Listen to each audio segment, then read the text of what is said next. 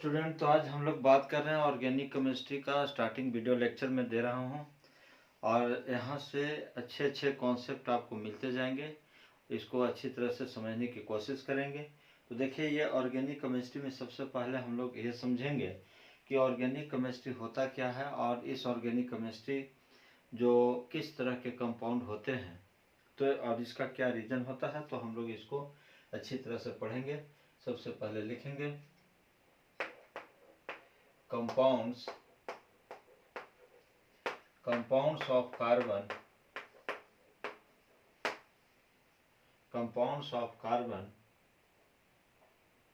except CO, CO2, carbonates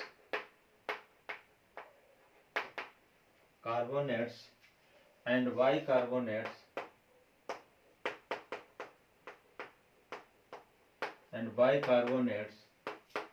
of metals is called as organic compounds.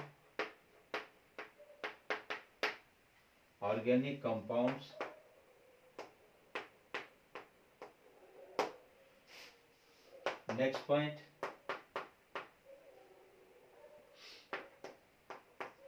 carbon has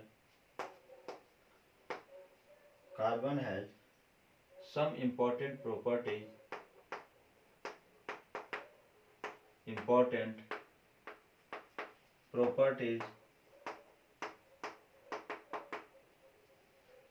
such as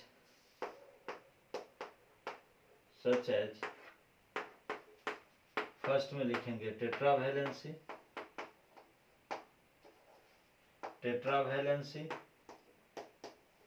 second में catenation property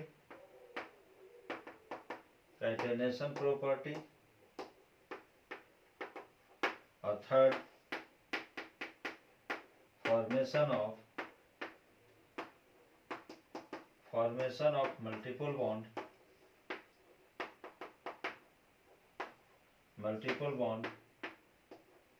between carbon atoms. यानी कहने का मतलब यहाँ से कि जो ऑर्गेनिक कंपाउंड जो है, उस ऑर्गेनिक कंपाउंड में यहाँ पर कहता है कि कंपाउंड्स ऑफ कार्बन, यानी कार्बन के कंपाउंड्स। इसका मतलब एक बात यहाँ से क्लियर हो गया कि ऑर्गेनिक कंपाउंड वह कंपाउंड होगा जिसमें कार्बन का होना जरूरी है। दूसरी बात, एक्सेप्ट, कुछ को छोड़कर, जैसे मान लिया जाए कि CO2, carbonates and bicarbonates of metal, इस सब को छोड़कर कुछ ऐसे भी जो है, मतलब कहने का मतलब बहुत कम ऐसे स्पेसीज है, जैसे CO2, कार्बोनेट, बाइकार्बोनेट, ऐसे कुछ स्पेसीज को छोड़कर जिसमें कार्बन के बने हुए कंपाउंड्स है, उस कंपाउंड्स को ऑर्गेनिक कंपाउंड्स कहते हैं। अब यहाँ से कह सकते हैं कि कार्बन में कौन ऐसे प्रॉपर्टी है जिसके आधार पर हम कह सकते हैं कि यह कार्बन के बने हुए कंपाउंड को ऑर्गेनिक कंपाउंड कहते हैं। तो यहाँ से कहता है कि कार्बन है some important property such as tetravalency, catenation property, formation of multiple bond between carbon atom.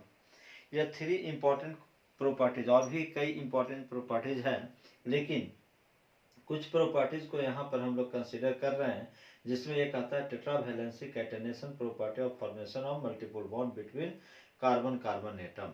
इसका मतलब है यहाँ पर कि ये टेट्रावैलेंसी और ये कैटेनेशन प्रॉपर्टी क्या होता है।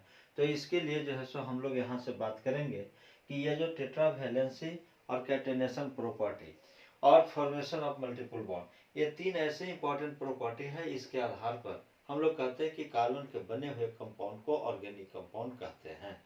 अब देखिए कि यहाँ से ये 3 प्रॉपर्टी से क्या इसका इम्पोर्टेंस हो सकता है या क्या इससे रिजल्ट मिल सकता है, इसको 1 बाय 1 करके हम लोग देखेंगे, तब जाके पता चलेगा कि यह जो है सो कार्बन के बने हुए कंपाउंड को ही ऑर्गेनिक कंपाउंड कह सकते हैं।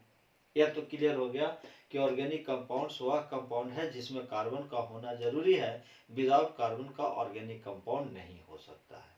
इसके लिए कई थ्योरीज भी दिया गया है, जैसे बर्जेलियस साहब का थ्योरी दिया गया था, होलर साहब का थ्योरी दिया गया था। उसमें जैसे उन्होंने बताए थे कि यदि कोई ऑर्गेनिक कंपाउंड है तो उस ऑर्गेनिक कंपाउंड में कार्बन का होना जरूरी है, और साथ ही साथ वह ऑर्गेनिक कंपाउंड जो है सो नेचुरल कंपाउंड हो सकता है। लेकिन यहाँ पर जो है सो ये भी कहा गया था होलर के द्वारा कि ऑर्गेनिक कंपाउंड नेचुरल भी हो सकता है, मैनमेड भी हो सकता है, उसको लेबोरेटरी में बनाया जा सकता है according to formation of urea. Urea का फॉर्मेशन जब उन्होंने जो है सो होलर साहब ने किया था इनऑर्गेनिक कंपाउंड से, और उस समय से जो है सो ऑर्गेनिक कंपाउंड का कॉन्सेप्ट बदल गया, और तब जो है सो कहा गया कि ऑर्गेनिक कंपाउंड नेचुरल भी हो सकता है और मैनमेड भी हो सकता है। लेकिन जो बर्जेलियस साहब का कहना था, उसमें बर्जेलियस साहब ने कहे थे कि जो भी ऑर्गेनिक कंपाउंड होगा वह नेचुरल होगा, क्योंकि कार्बन जो है सो नेचुरल सोर्स से प्राप्त होता है, इसी वजह से ऑर्गेनिक कंपाउंड नेचुरल होगा, मैनमेड नहीं हो सकता है। लेकिन इसी को जो है सो थोड़ा सा जो है सो मॉडिफाइड करके होलर साहब ने यह भी बता दिया कि ऑर्गेनिक कंपाउंड नेचुरल तो होगा ही होगा, लेकिन वह जो है आर्टिफिशियल भी हो सकता है, मैनमेड भी हो सकता है, सिंथेटिक भी हो सकता है, उसे लेबोरेटरी में बनाया भी जा सकता है।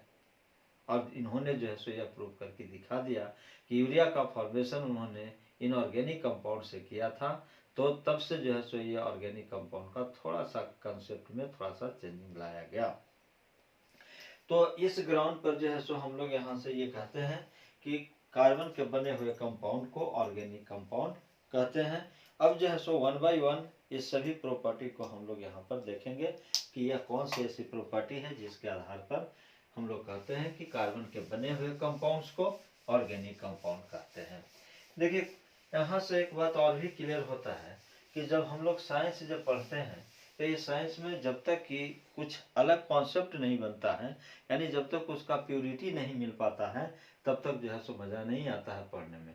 और आप लोग जानते हैं कि जब तक कि किसी भी चीज़ में मज़ा नहीं आता है तो काम करना बेकार होता है, ठीक है। इसीलिए जो भी चीज़ को पढ़ना है वह दिल से पढ़ना है, और जहाँ पर दिल होता है वहाँ पर हर चीज़ आसान होता है।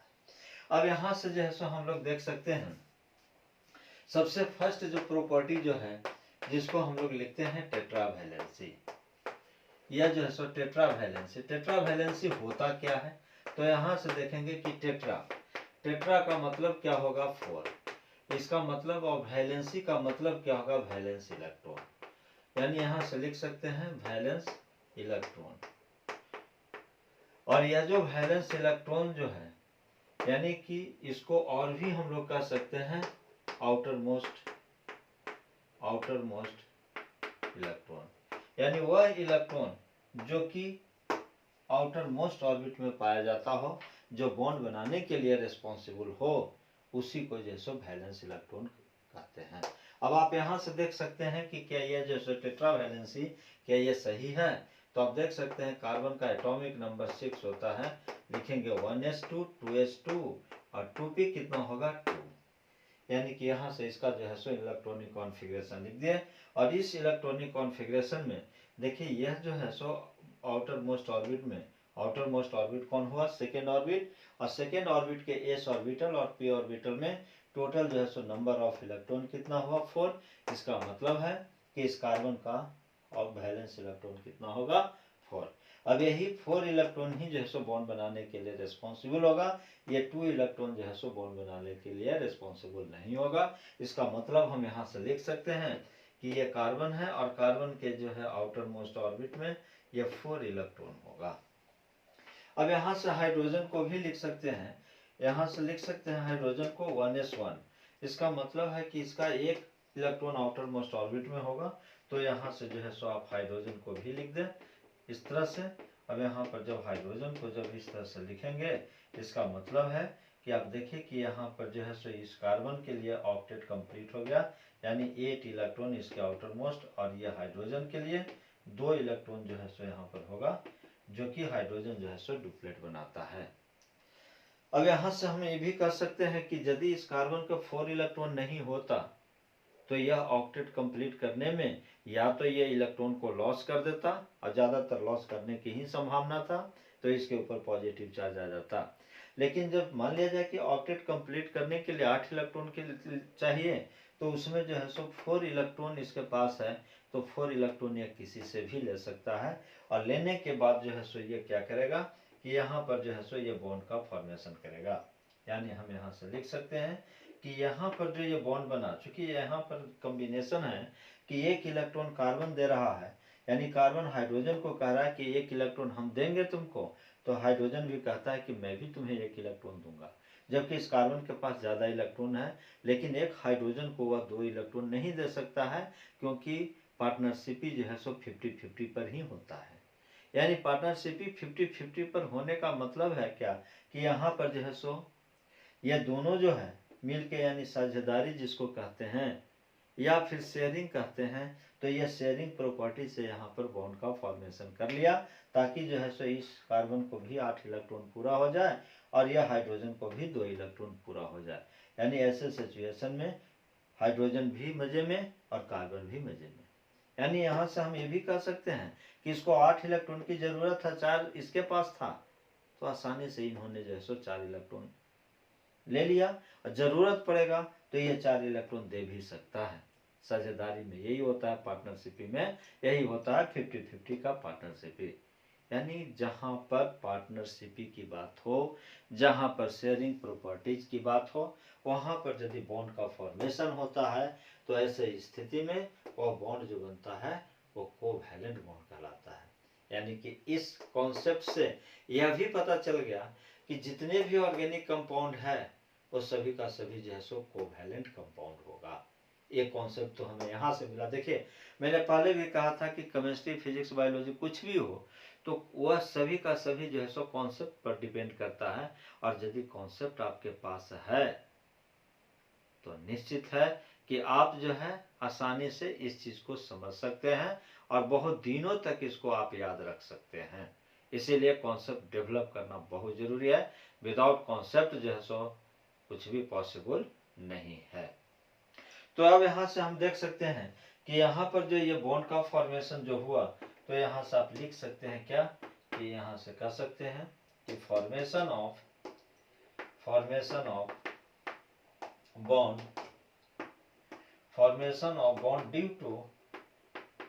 ड्यू टू शेयरिंग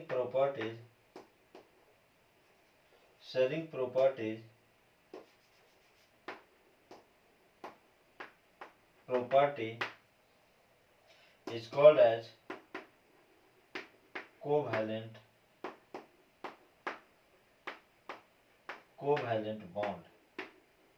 यहाँ से लिख सकते हैं कि यदि शेयरिंग प्रॉपर्टी से बॉन्ड का फॉर्मेशन जब हो रहा है, तो ऐसे कंपाउंड को, ऐसे जो है सो बॉन्ड को हम क्या कहेंगे, कोवैलेंट कंपाउंड बॉन्ड कहेंगे। और जिस कंपाउंड में कोवैलेंट बॉन्ड का फॉर्मेशन हो रहा है वह कंपाउंड जो है सो कोवैलेंट कंपाउंड कहलाएगा। इसका मतलब यहाँ से हम ये भी लिख सकते हैं कि यह जो ऑर्गेनिक कंपाउंड जो होगा, यहाँ से आप लिख सकते हैं इसको कि ऑर्गेनिक कंपाउंड्स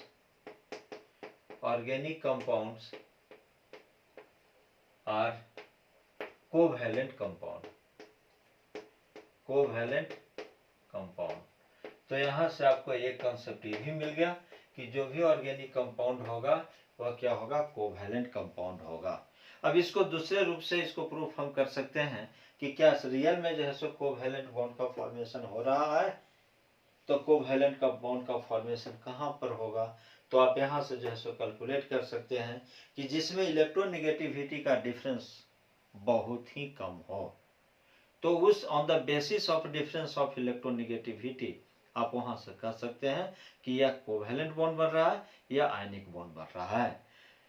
यदि हम दूसरे आधार पर यदि चले, तो यहाँ से जो है सो हम ये भी कह सकते हैं कि नॉन मेटल के बीच में यदि बॉन्ड का फॉर्मेशन हो रहा है, तब तो जो है सो कोवैलेंट होगा सिंपली।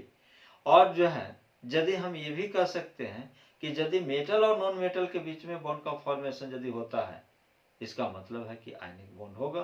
तो जहां पर मेटल और नॉन मेटल की बात होता है, तो मेटल जो है वह जो so less electron positive than, sorry, metal जो है less electronegative than non metal. यानी कह सकते हैं कि जितने भी मेटल है एक्सेप्ट Au, गोल्ड को छोड़कर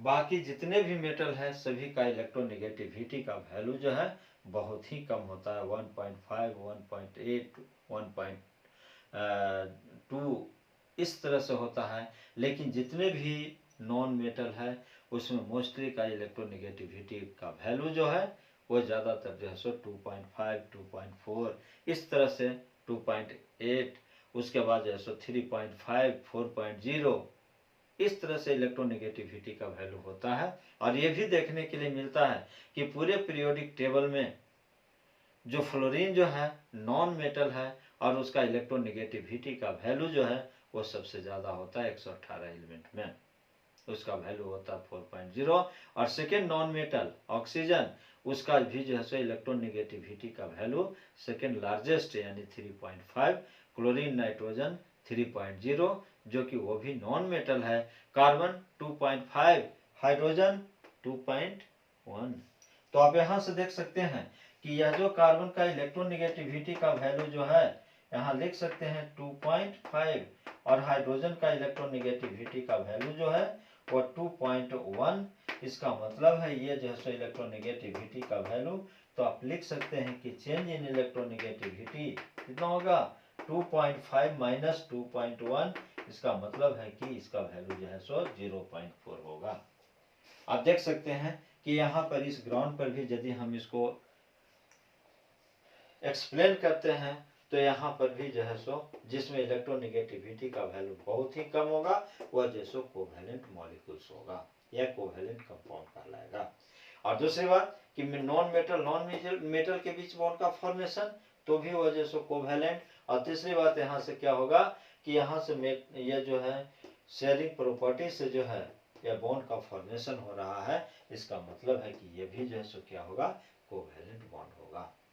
तो ये कोवैलेंट बॉन्ड होगा, इसका मतलब कंपाउंड जो है सो क्या होगा कोवैलेंट कंपाउंड। तो यहाँ से कह सकते हैं कि organic compound are covalent compounds, यानी पहला कॉन्सेप्ट तो हमारा यहाँ से ये बना।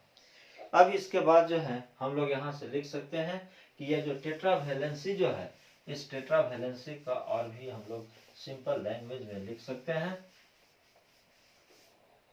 यहाँ से लिख सकते हैं कंपाउंड्स, यहाँ से लिख सकते हैं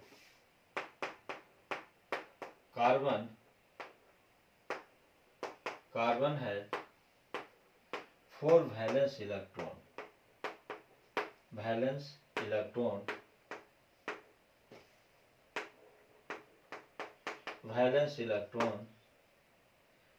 so called as tetravalency।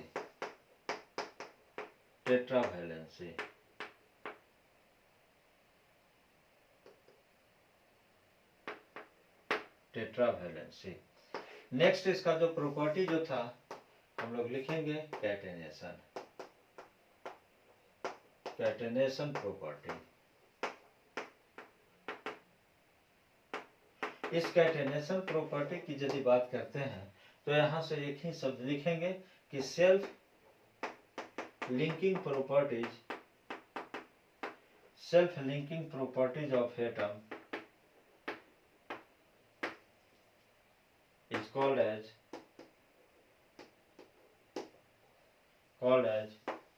catenation property।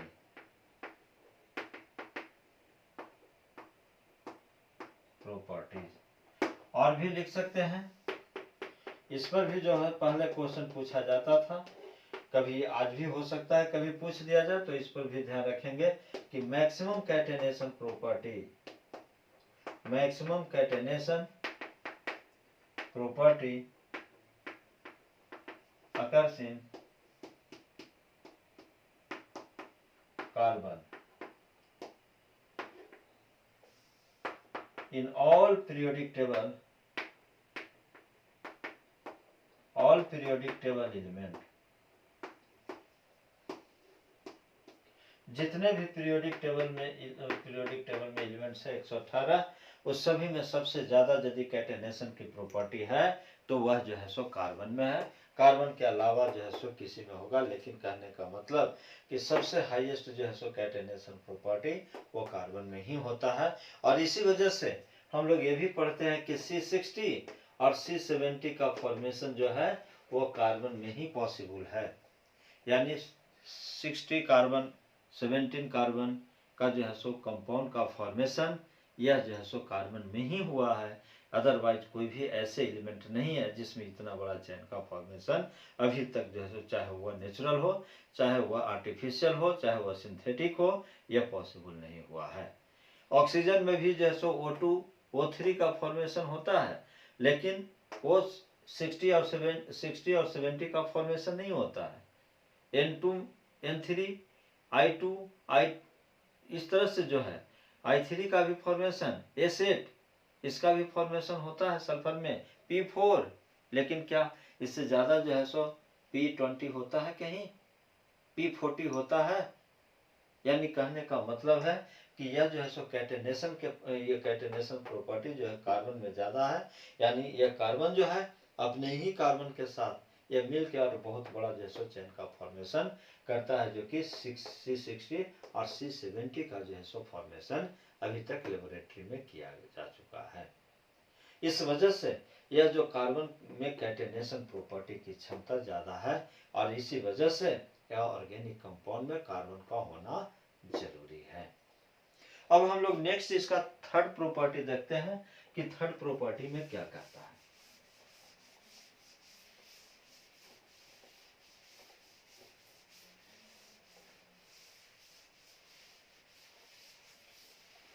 अब यहां से हम लोग लिखेंगे formation of multiple bond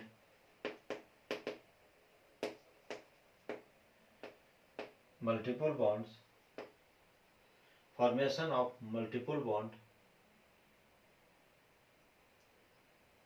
between carbon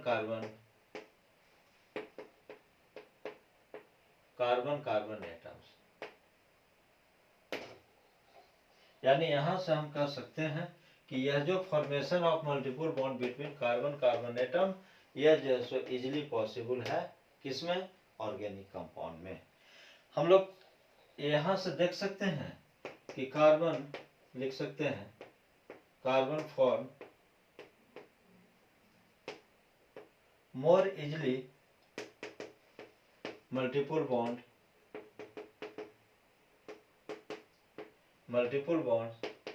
between carbon atom, carbon atoms. यानी जब भी चाहे यह आसानी से कार्बन डबल बॉन्ड भी बना सकता है और कार्बन ट्रिपल बॉन्ड का भी फॉर्मेशन कर सकता है।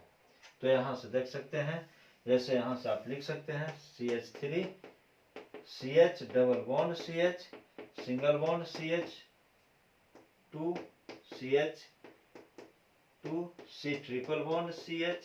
इस तरह से आप यहाँ से भी देख सकते हैं CH3 C triple bond C CH2 और CH3। आप ये भी देख सकते हैं CH3 CH2 CH2 CH3। यानी इस तरह से जो है सो आप बात कर सकते हैं कि कार्बन जो है बहुत आसानी से ही डबल बॉन्ड और ट्रिपल बॉन्ड का फॉर्मेशन कर सकता है। लेकिन इसके सिवा और कोई भी जो मेंबर हो, जैसे हम लोग P4 की भी बात करते हैं तो P4 में जो है सो सिंगल बॉन्ड का फॉर्मेशन। O2 की यदि बात करते हैं तो वो डबल बॉन्ड वो होता है। यदि N2 की बात करते हैं तो यहाँ पर N triple bond N double bond भी होता है। रेयर में सिंगल बॉन्ड होता है। ऑक्सीजन, जब यहाँ पर ऑक्सीजन के बीच में जब सिंगल बॉन्ड बनता है तब पर ऑक्साइड लिंकेज कहलाता है। यानी कहने का मतलब कि यह जो है डबल और ट्रिपल बॉन्ड का फॉर्मेशन इजीली नहीं कर पाता है, लेकिन यह कार्बन जो है डबल और ट्रिपल बॉन्ड का फॉर्मेशन इजीली कर लेता है। इस वजह से जो है ये 3 इंपॉर्टेंट प्रॉपर्टी के आधार पर यह कहा गया है कि ऑर्गेनिक कंपाउंड जो होता है वो ऑर्गेनिक कंपाउंड में कार्बन का होना जरूरी है। और भी प्रॉपर्टी है, ऑर्गेनिक कंपाउंड जो है सो वोलेटाइल नेचर होता है। पेट्रोल को देखिए वोलाटाइल नेचर, कपूर को देखिए वोलाटाइल नेचर, यानी यह जो है ईथर को देखिए वोलाटाइल, क्लोरोफॉर्म को देखिए वोलाटाइल नेचर। तो ये जितने भी जो कंपाउंड है organic compounds are more volatile.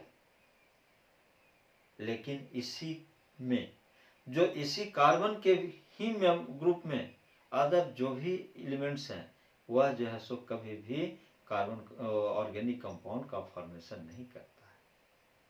इसके पीछे लॉजिक क्या है कि कार्बन का साइज छोटा और मोर इलेक्ट्रोनेगेटिविटी वैल्यू, जिसकी वजह से कार्बन जो है यह जो है आसानी से ये प्रॉपर्टी को सोल्व कर लेता है। और ऐसे भी हम लोग कर सकते हैं, कार्बन जो है सो सेकेंड पीरियड का मेंबर है और पीरियोडिक टेबल में सेकेंड पीरियड का जो भी मेंबर है वह जो है एबनॉर्मल प्रॉपर्टी रखता है। जैसे कार्बन की बात कहें तो कार्बन जो है सो कैटेनेशन प्रॉपर्टी ज्यादा। ऑक्सीजन की बात कहें तो ऑक्सीजन जो है सेकेंड लार्जेस्ट इलेक्ट्रोनेगेटिविटी। फ्लोरीन की बात करें तो हाईएस्ट इलेक्ट्रोनेगेटिविटी। तो ये सब जो है ये सभी का सभी जो है एबनॉर्मल प्रॉपर्टी इसमें पाया जाता है। तो इस ग्राउंड पर जो है सो हम लोग इसको यहाँ पर जो है सो कार्बन के जितने भी ऑर्गेनिक कंपाउंड होते हैं कार्बन के बने हुए होंगे और ये कार्बन में कौन ऐसे प्रॉपर्टी है जिसके आधार पर हम लोग यहाँ पर लिखते हैं कि कार्बन के बने हुए कंपाउंड को ऑर्गेनिक कंपाउंड कहते हैं। अब हम लोग यहाँ से बात करेंगे क्लासिफिकेशन ऑफ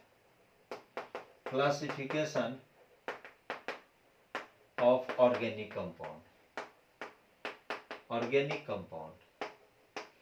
यह जो क्लासिफिकेशन ऑफ ऑर्गेनिक कंपाउंड इसको हम लोग 2 पार्ट में डिवाइड करेंगे। फर्स्ट में लिखेंगे ऑन द बेसिस ऑफ